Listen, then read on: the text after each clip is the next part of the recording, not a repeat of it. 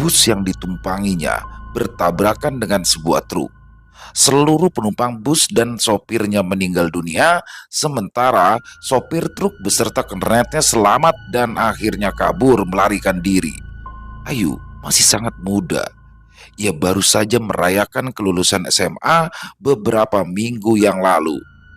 Saat itu, Ayu sedang dalam perjalanan pulang setelah mengunjungi kakek dan neneknya di sebuah desa yang berada di pinggir bagian selatan provinsi. Hujan yang turun dengan sangat deras membuat pandangan sedikit terhalang.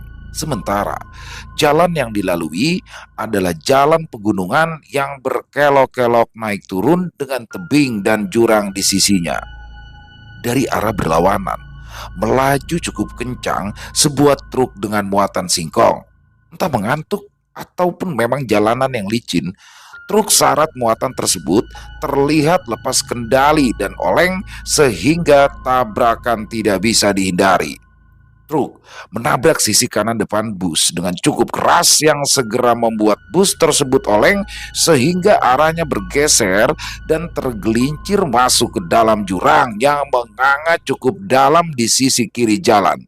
Jalan itu adalah jalan lintas yang entah kenapa pada saat kecelakaan maut tersebut terlihat lengang dan juga sepi, sehingga baru 1 jam kemudian pertolongan datang. Ayu menderita luka parah, wajahnya hancur terbentur kaca jendela bus, pundaknya tertusuk batangan besi yang biasa digunakan untuk berpegangan sampai tembus kepalanya retak. Organ dalamnya mengalami benturan yang kuat sehingga mematahkan beberapa tulang rusuknya dan juga luka lebam di belakang kepala karena terbentur sesuatu yang entah apa itu. Setelah petugas medis dan juga pihak kepolisian tiba, seluruh jenazah segera dievakuasi dan langsung dibawa ke rumah sakit terdekat. Keluarga Ayu yang menerima kabar itu pun langsung berangkat ke rumah sakit yang memakan waktu sekitar 4 jam lamanya perjalanan dengan menggunakan mobil. Sesampainya di rumah sakit, sejenak mereka tidak percaya ketika melihat jenazah Ayu yang mengenaskan tersebut hingga sulit dikenali.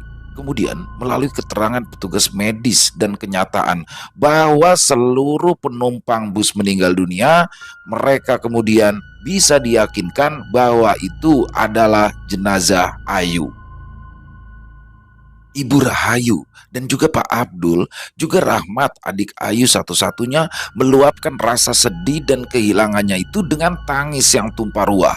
Musibah itu terasa sangat berat, apalagi ketika harus menerima kenyataan bahwa anak perempuan mereka kini telah tiada. Setelah mulai bisa menguasai diri, tanpa membuang waktu, jenazah Ayu pun segera dibawa pulang untuk segera diurus dan rencananya akan dimakamkan keesokan paginya. Pukul 9 malam, jenazah sudah sampai di rumah duka. Suasana duka yang diwarnai dengan tangisan dan ratapan kembali pecah, kesedihan keluarga kecil tersebut terasa sangat mendalam. Ayu yang rencananya akan mengikuti ujian masuk perguruan tinggi demi menggapai masa depan yang cerah harus terhenti sampai di situ karena ajal keburu menjemput. Malam semakin larut.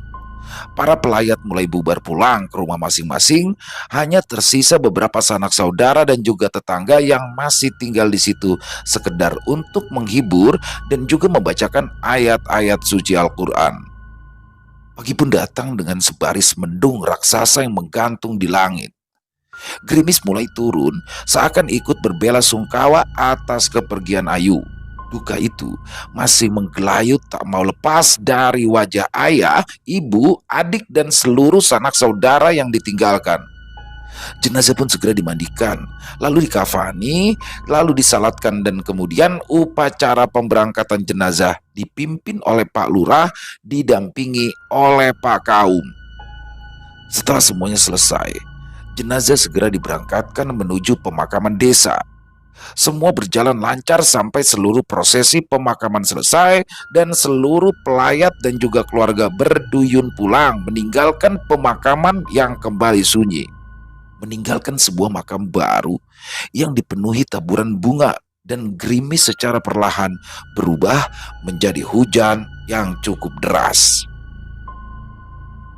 Malamnya, selepas maghrib, keluarga besar menyelenggarakan tahlilan yang dihadiri oleh warga yang datang memenuhi rumah Pak Abdul yang tidak begitu besar. Makanan dan minuman sederhana dihidangkan. Makanan dan minuman tersebut sebagian besar merupakan sumbangan warga dan juga kerabat. Ada yang membawa beras, gula, teh, dan makanan kecil. Rasa solidaritas dan kekeluargaan masih sangat kental di kelurahan tersebut. Oleh karenanya, tanpa diminta, warga pun dengan sigap membantu semampunya, entah itu uang, bahan makanan, ataupun tenaga. Tepat sebelum azan Isya berkumandang, tahlilan tersebut selesai dan dilanjutkan esok malam sampai dengan hari ketujuh. Namun, beberapa saat kemudian, sebuah mobil sedan tua diiringi mobil minibus berwarna putih berplat merah memasuki halaman rumah Pak Abdul. Beberapa warga yang hendak pulang atau ke masjid untuk melaksanakan ibadah sholat Isya mengurungkan niatnya. Mereka menghentikan langkahnya. Melihat kedatangan kedua mobil tersebut, nampak beberapa orang keluar dari dalam mobil dan bergegas menemui Pak Abdul. Setelah dipersilakan masuk dan duduk di atas tikar tahlilan yang belum dibereskan, salah seorang dari mereka mulai membuka percakapan. Sebelumnya perkenalkan, nama saya Nengah Kerta dari Kabupaten Tengah, dan sekali lagi kami mohon maaf karena datang tanpa memberi kabar dan bertamu pada saat yang mungkin kurang tepat. Maaf sebelumnya Bapak. Apakah saya betul datang bertamu di kediaman Bapak Abdul? Seorang lelaki parubaya membuka percakapan dengan logat Bali yang terdengar samar, terdengar sangat sopan. Iya Pak Kerta, saya Abdul. Ada keperluan apa? Bapak serombongan datang kemari. Sambut Pak Abdul dengan wajah bertanya-tanya. Begini Pak. Maaf sekali. Bolehkah saya bertanya? Apakah benar putri Bapak yang meninggal bernama Dimas Ayu Aprianti yang meninggal pada kecelakaan bus kemarin sore? Tanya Nengah Kerta dengan tatapan serius. Wah, iya betul Pak Nengah. Anak saya meninggal dunia dalam kecelakaan tersebut dan sudah dikebumikan tadi pagi. Jawab Pak Abdul semakin bingung. Seorang perempuan yang duduk bersimpu di sebelah Nengah Kerta nampak tertunduk dan terisak. Nengah Kerta sesaat memandang perempuan itu sambil mengusap-usap pundaknya. Maaf, beribu-ribu maaf Pak Abdul. Nampaknya telah terjadi sebuah kecelakaan. Yang dimakamkan tadi pagi itu bukanlah anak Bapak, ujar Nengah Kerta dengan lirih dan sangat berhati-hati. Bagai disambar petir, Pak Abdul tersentak kaget setengah mati, mulutnya berkomat kamit mengucapkan istighfar berkali-kali. Apa maksud Anda? Yang dikuburkan tadi pagi itu jelas anak saya. Masa iya saya tidak bisa mengenali anak saya sendiri? Anda jangan main-main. Kami semua sedang berduka, sergap Pak Abdul dengan suara yang mulai meninggi. Amarahnya tersulut demi mendengar bahwa yang dimakamkan tadi pagi bukanlah Ayu anaknya. Matanya menatap tajam pada Nengah Kerta. Nengah Kerta agak tergagap meskipun dia sudah menduga bahwa Pak Abdul tidak akan percaya. Yang saya katakan itu benar Pak. Memang telah terjadi kecelakaan identifikasi. Jenazah putri Bapak telah tertukar dengan jenazah putri saya, Niluh Apriani. Bukankah namanya agak mirip Pak? Jadi yang Bapak kuburkan tadi pagi itu adalah jenazah putri saya, bukan putri Bapak, ujar Nengah Kerta menjelaskan dengan sabar. Namun suaranya di sini terdengar sedikit bergetar dan serakara menahan rasa sedih atau mungkin rasa marah. Mohon maaf Pak Nengah, saya sendiri belum bisa percaya pada ucapan Bapak. Apa buktinya atau siapa saksinya bahwa jenazah mereka benar-benar tertukar? Timpal Pak Abdul masih dengan intonasi yang tinggi. Tiba-tiba seorang pria yang ada di dalam rombongan tersebut angkat bicara. Sebelumnya mohon maaf Pak, nama saya Supriyadi. Saya adalah petugas medis dari rumah sakit. Memang telah terjadi kesalahan identifikasi Pak.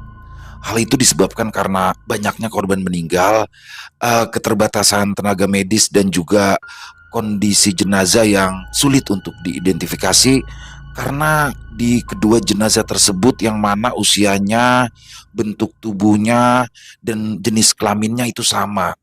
Dan juga tidak ditemukan identitas apapun pada diri mereka. Sampai akhirnya kami menemukan dua buah tas pakaian yang mungkin milik mereka. Dan pada salah satu tas tersebutlah kami menemukan selembar kartu OSIS yang bertuliskan nama Nimas Ayu Aprianti. Dan jika dilihat dari umur serta struktur wajah dan tubuhnya, kami memutuskan bahwa salah satu jenazah ini adalah pemilik kartu OSIS tersebut. Kami harus membuat keputusan saat itu juga, Pak. Tutur Supriyadi, petugas medis itu berhenti sebentar dan tampak menghela nafas berat. Dan ternyata keputusan kami salah. Kami sudah terlalu sembrono.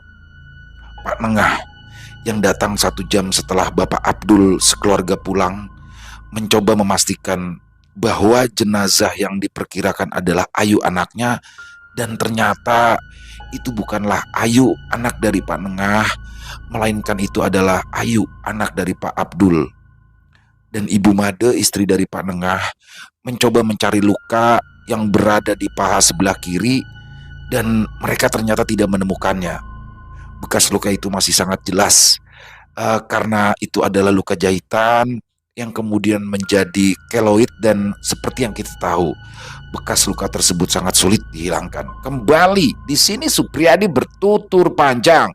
Pak Abdul terhenyak sejenak. Mereka semua memang tidak memeriksa tubuh Ayu secara keseluruhan karena suasana yang cukup kacau dan juga rasa sedih yang begitu dalam, sehingga mereka pun langsung saja membawa jenazah itu pulang ke rumah tanpa memeriksanya lagi. Dan itu ternyata adalah sebuah kesalahan yang cukup fatal. Suasana kembali sunyi. Bu Rahayu menangis sejadi-jadinya. Cobaan apa lagi ini ya Allah? Ratapnya sambil menutupi wajahnya. Pak Abdul yang juga meneteskan air mata mencoba tegar dan menenangkan Bu Rahayu istrinya. Kemudian Pak Abdul memanggil Budi dan juga Wanto, 2 orang keponakannya yang masih duduk-duduk di luar rumah Pak Abdul sambil menguping pembicaraan itu. Bud, kamu tolong laporkan ini semua kepada Pak Lurah. Dan Wanto, kamu coba hubungi Pak Endung, juru kunci, dan juga Pak Kaum. Kalian tahu permasalahannya kan? Ayo cepat. Jangan buang-buang waktu. Hari sudah malam. Perintah Pak Abdul kepada 2 remaja tersebut yang tanpa bertanya lagi segera pergi melaksanakan perintah dari Pak Abdul. Setengah jam kemudian, Budi kembali bersama Pak Lurah disusul Wanto yang membawa serta Pak Endung dan Pak Kaum. Setelah saling memperkenalkan diri pada rombongan Pak Nengah sebentar, mereka segera terlihat serius menyimak kembali penuturan dari Pak Nengah dan Supriyadi yang sangat mengagetkan itu. Jenazah harus segera ditukar sesuai dengan identitas aslinya. Semakin cepat, maka akan semakin baik, ujar Pak Kaum yang merupakan pemuka agama di kelurahan tersebut. Pak Lurah mengangguk dan Pandung yang sejak tadi agak gelisah mulai angkat bicara. Menukar jenazah itu bukanlah perkara yang mudah. Memang secara fisik dapat dilakukan dengan mudah, namun masalahnya tidaklah sesederhana itu. Jenazah harus dicarikan tempat yang baru dan tidak boleh menggunakan lubang bekas jenazah yang lain, kecuali memang jika tidak ada lagi tempat atau memang diniatkan untuk dikubur dalam satu lubang. Namun ini adalah masalah kekeliruan identifikasi sehingga kedua jenazah itu tertukar. Apalagi keduanya itu berbeda.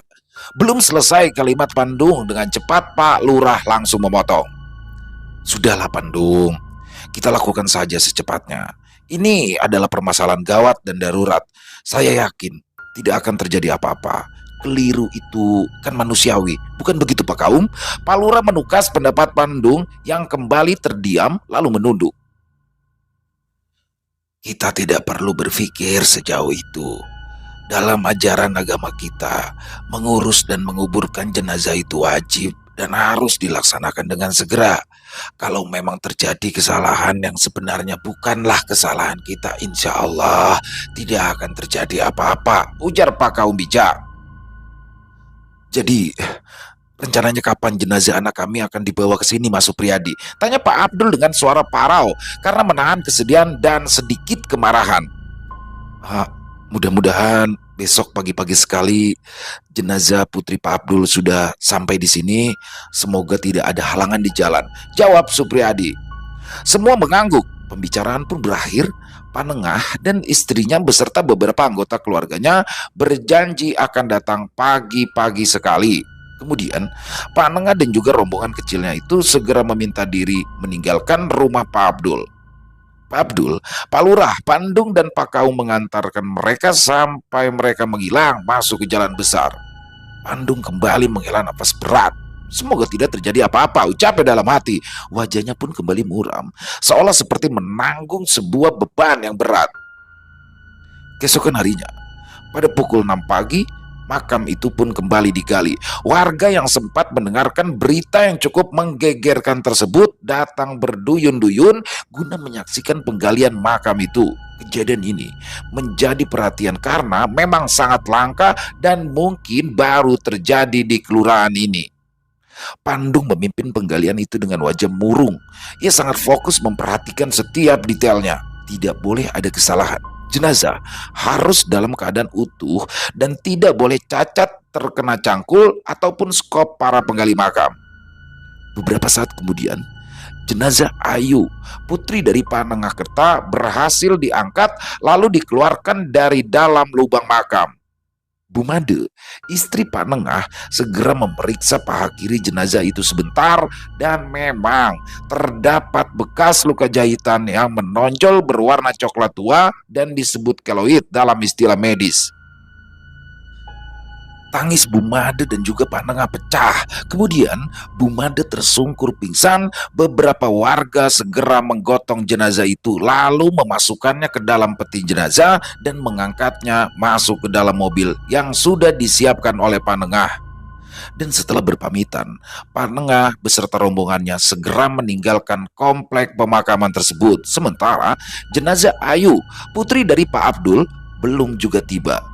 Sebenarnya, Pandung sudah mencoba mengusulkan kembali untuk menggali lubang baru untuk jenazah Ayu, tapi beberapa orang termasuk Pak Lurah dan Pak Kaum tidak setuju karena terlalu memakan banyak waktu. Jenazah Ayu haruslah segera dimakamkan. Dengan hati maskul, Pandung lalu mengajak orang-orang yang tadi ikut menggali makam untuk merapikan kembali makam tersebut karena akan digunakan kembali untuk memakamkan jenazah Ayu. Hati Pandung di sini merasa sangat risau karena dia merasa bahwa hal itu tidak sesuai dengan tata cara pemakaman yang dia pahami. Mendung berarak pelan, menaungi langit dan sebentar kemudian diiringi bunyi petir menggelegar, hujan turun dengan derasnya, membuat warga yang tadinya memadati komplek pemakaman itu bubar tanpa dikomando. Ternyata jenazah dari Ayu baru tiba sore harinya dan waktu kala itu sudah menunjukkan pukul 3 lebih. Sopir ambulans beralasan bahwa mobilnya hanya ada satu dan hari ini ada beberapa orang yang menggunakan mobil ambulan tersebut, ditambah lagi ada insiden pecah ban di tengah perjalanan. Kemudian jenazah Ayu pun segera diturunkan dan diurus secepatnya. Bau formalin seketika meruap ketika jenazah itu dimandikan. Proses pemandian tidaklah sehikmat kemarin karena memburu waktu.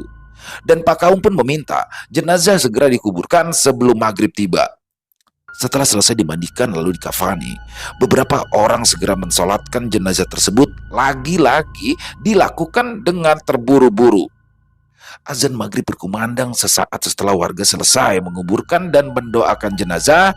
Lalu kemudian semua orang bergegas pulang meninggalkan kompleks pemakaman.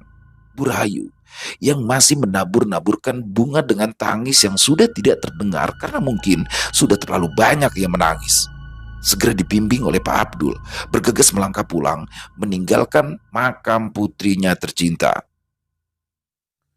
Malam harinya, setelah Isya, tahlilan pun kembali digelar dan diimami langsung oleh Pak Kaum. Di tengah-tengah pembacaan surah Yasin, Tiba-tiba saja, sebuah gelombang angin besar bertiup menerpa ruang tamu tempat tahlilan itu berlangsung. Sejenak, semuanya berhenti membaca surah itu sejenak dan menoleh ke arah pintu depan rumah Pak Abdul. Tidak ada apa-apa. Hanya sekelebat terlihat sesosok tubuh seorang gadis melintas di jalan depan rumah Pak Abdul. Tidak ada yang menanggapinya serius. Mungkin anak tetangga, begitulah kira-kira anggapan warga yang sedang tahlilan.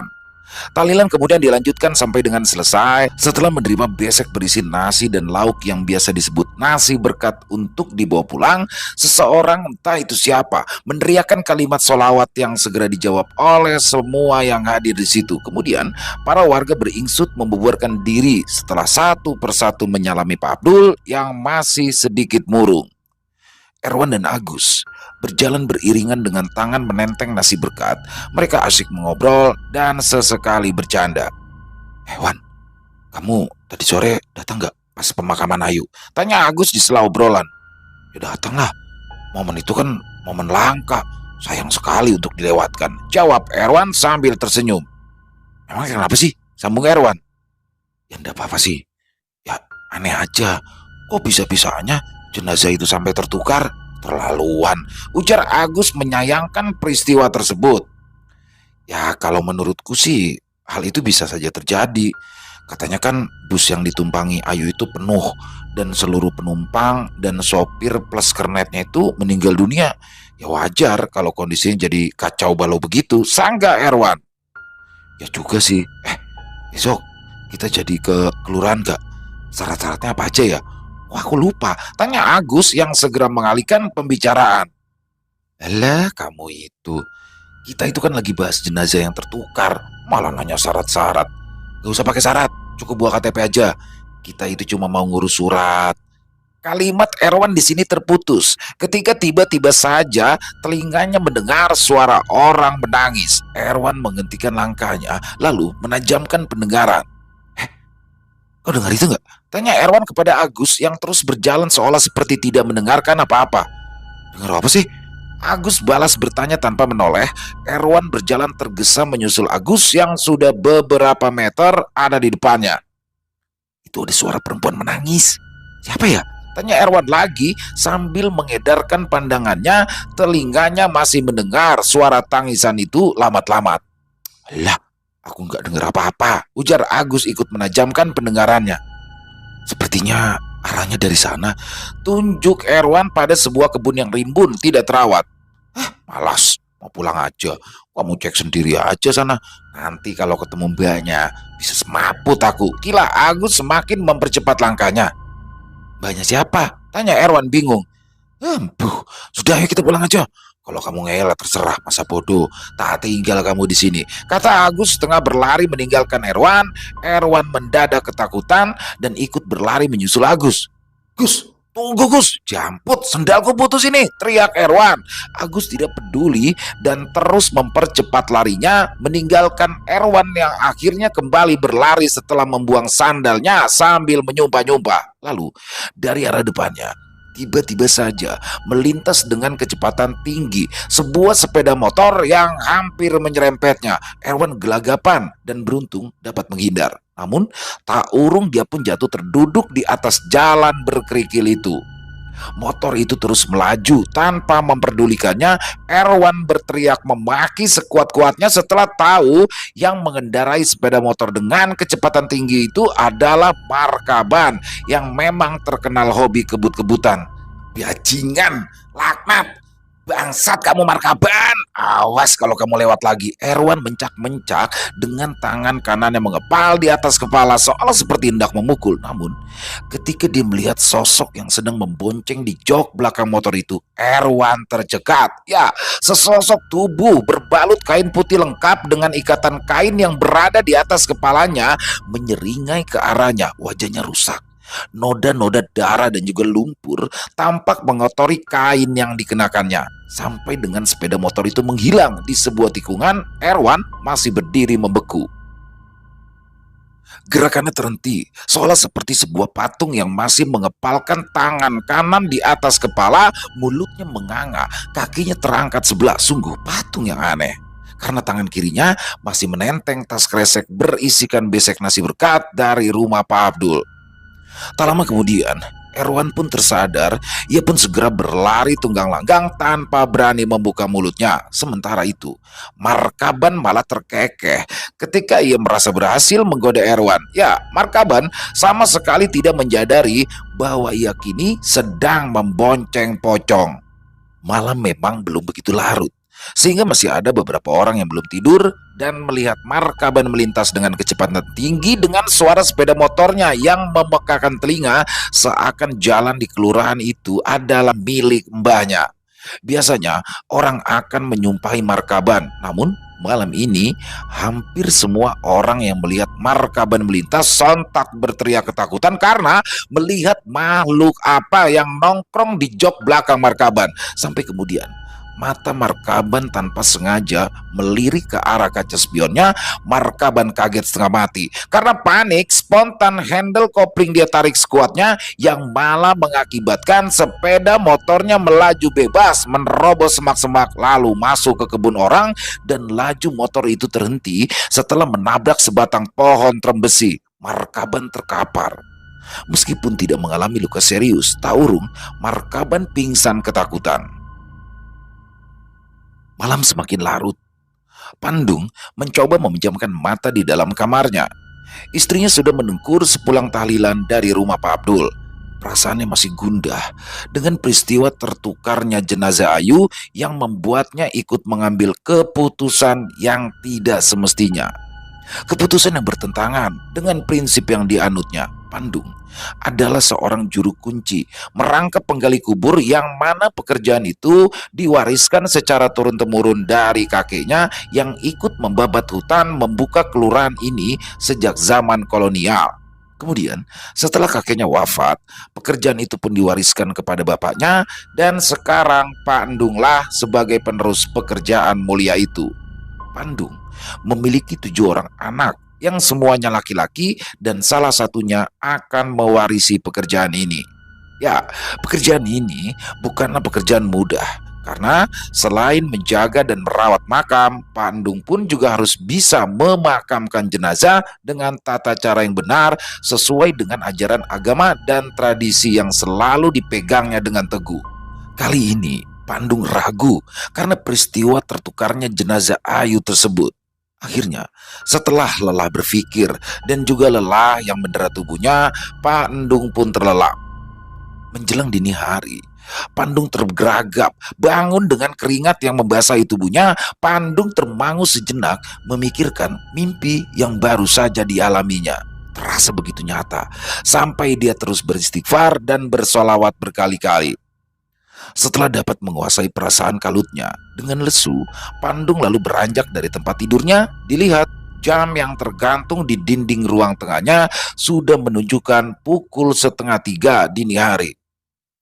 Puspa tajem, gumam Meliri. Ya, puspa tajem adalah salah satu dari 3 macam istilah yang digunakan untuk menandai waktu-waktu tertentu saat seseorang mengalami sebuah mimpi, dan juga menunjukkan kualitas dari mimpi tersebut. Jika kita mendapatkan sebuah mimpi pada jam 7 sampai jam 9 malam, maka mimpi itu disebut titioni, yang merupakan mimpi dengan kualitas terendah yang biasa dianggap sebagai bunga tidur. Mimpi yang berlangsung mulai dari jam 9 sampai dengan jam 12 malam disebut sebagai gandayoni, yang memiliki kualitas sedang. Maksudnya adalah mimpi tersebut tetap bisa diartikan sebagai bunga tidur atau merupakan sebuah firasat, akan tetapi masih belum begitu jelas dan sangat multitafsir. Dan puspa tajem adalah mimpi dengan kualitas terbaik yang akan berlangsung mulai dari jam 12 malam sampai menjelang subuh. Biasanya berisikan sebuah firasat atau sebuah pertanda akan terjadinya suatu peristiwa yang tergambar dengan cukup gamblang dan jelas. Dalam mimpinya, Pandung seolah sedang berada di sudut belakang rumahnya yang terdapat sebuah kebun kecil tempat dia dan istrinya bercocok tanam. Namun aneh, Di tengah kebun tersebut terdapat sebuah lubang persegi empat yang nampak seperti lubang kuburan yang terbuka, dan dari dalam lubang kuburan itu mendadak keluar api yang berkobar hebat disertai asap hitam pekat membumbung tinggi. Kemudian sesosok tubuh merangkak keluar dengan susah payah. Pakaiannya berwarna hitam hangus. Nyala api dan asap hitam sebentar-sebentar menyambar tubuh makhluk yang keadaannya sangat mengenaskan tersebut. Setelah berhasil keluar dari lubang yang masih menyala tersebut, dengan suara parau, makhluk itu bertanya, "Pade, apa salahku? Mengapa kau beri aku bekas orang lain? Aku ndak mau, Pade." Makhluk itu terbungkuk-bungkuk seolah seperti menahan rasa sakit yang amat sangat. "Pade, aku tersiksa. Di sini panas, bau. Aku ndak tahan, Pade. Aku ndak kuat. Tolong," ujar makhluk itu yang ternyata itu adalah Ayu, yang kemudian mendadak terjengkang dan kembali masuk ke dalam lubang. Api sempat membesar beberapa detik sebelum kemudian hilang tak berbekas. Pandung mencoba melangkah mendekati lubang itu, lalu melongok ke dalamnya. Jenazah Ayu nampak terbujur tenang seperti orang yang sedang tertidur. Tubuhnya bersih dan wajahnya yang manis membeku pucat. Mendadak, kelopak mata Ayu terbuka, lalu melotot, tangannya bergerak memanjang, mencekik dan menarik tubuh Pandung ke dalam lubang itu. Api kembali menyambar dan Pandung kemudian terbangun. Tatapan mata Pandung menerawang kosong. Dia seperti melamun beberapa detik dan ketika tersadar, dia segera melangkah ke sumur di belakang rumahnya. Ketika hendak mengambil wudhu dari padasan, dia terkesiap kaget. Yang keluar dari padasan itu bukanlah air, melainkan lumpur cair berwarna hitam yang sekejap kemudian menyala lalu membakar tangannya. Padasan itu meledak pecah berantakan lalu amblas ke dalam sebuah lubang menganga di bawahnya. Makhluk yang menyerupai Ayu melompat keluar dan meraih tubuh Pandung lalu membawanya masuk ke dalam lubang itu. Api segera menyembur hebat. Pak Endung kembali tergeragap bangun dengan posisi yang sama. Ya, dia mengalami mimpi di dalam mimpi. Mulutnya mengucap istighfar berkali-kali. Seluruh tubuhnya mendadak terasa sakit. Dengan meringis menahan sakit, Pak Endung mencoba beranjak dari tempat tidurnya lalu melangkah tertatih hendak keluar dari kamarnya. Namun, beberapa langkah Pak Endung terjatuh dan pingsan. Pagi itu, keadaan di kelurahan tampak biasa dan semua orang melakukan rutinitas seperti hari-hari kemarin tanpa merasa ada sesuatu yang aneh. Obrolan di warung kopi milik Mak Siti pagi ini berkisar tentang kejadian markaban yang membonceng pocong semalam. Beberapa orang yang hendak berangkat bekerja biasanya mampir ke warung itu untuk sekedar sarapan nasi uduk, lontong sayur, ketan urap, ngopi, atau minum teh hangat. Jaidin yang setelah menyeruput kopinya lalu membuka pembicaraan. "Gila, ngeri betul ya semalam. Kok bisa ya markaban itu boncengin pocong? Dapat dari mana anak setan itu? Apa jangan-jangan dia memang punya ingon-ingon pocong?"